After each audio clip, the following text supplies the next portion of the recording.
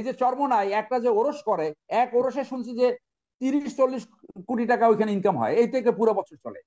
ওটা কি চাঁদাবাজি নয়? এইটা উদাহরণ, আর কি উদাহরণ চান? আচ্ছা, আমার ইসলামী সাথে দ্বিমত করেন। ইসলামী আন্দোলনের উদাহরণ তো আশরাফ আলী, এখন জনাব আশরাফ আলী, এখন আপনার আপনার ব্যাপারেও জনাব ব্যারিস্টার সরওয়ার হোসেন আপনাদের ব্যাপারেও একটা কথা বলেছে। আপনারা প্রতি বছর এক একটা উরুস করেন, সেখানে প্রায় 50-60 কোটি টাকা বা 40-50 কোটি টাকা আপনারা উপার্জন করেন, সেটা দিয়ে আপনারা দল চালান। সেটা কি চাঁদাবাজি কিনা, এ ধরনের একটা প্রশ্ন করেছে আশরাফ আলী। যেটা যেটা হলো ভাই, চরমোনাইয়ের মাঠে 40 কোটি কেন, 400 কোটি টাকা হলে ওনার অসুবিধা কি? এখানে হিসাব নিকাশ কে কয় টাকা জমা দেয় এটা লিখিত প্রতি বছর একটা বই হয়, সেই বইটা আবার মাহফিলে ঘোষণা করা হয়। হ্যাঁ, আপনার সেটা আবার করা হয়। এখানে তো কিছু ব্যাপার নাই, ওখানে একটা মাদ্রাসা আছে, একটা মহিলা মাদ্রাসা আছে, একটা এতিমখানা আছে, একটা হেফজ মাদ্রাসা আছে, একটা কওমি মাদ্রাসা আছে, একটা আলিয়া মাদ্রাসা আছে। কিভাবে টাকা পয়সা নেন, কিভাবে খরচ করেন, এটা কি জনগণের জানার অধিকার নাই? জনগণ জিজ্ঞাসা করবে না?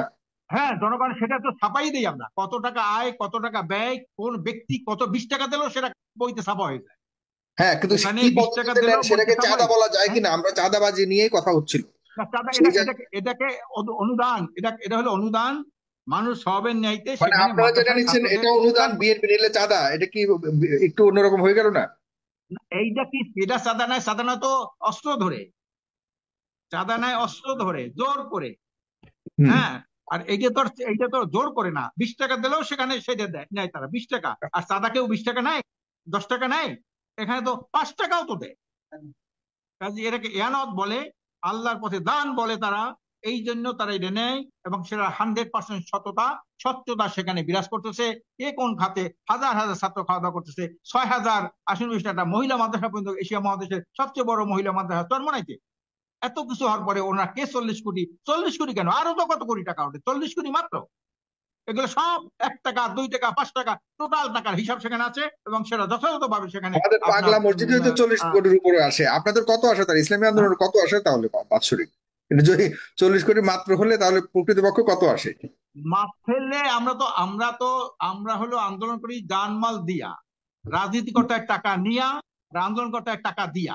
আমরা হুম। প্রত্যেকে মাসে একদিন ইনকাম আমরা জমা দেই সংগঠনে।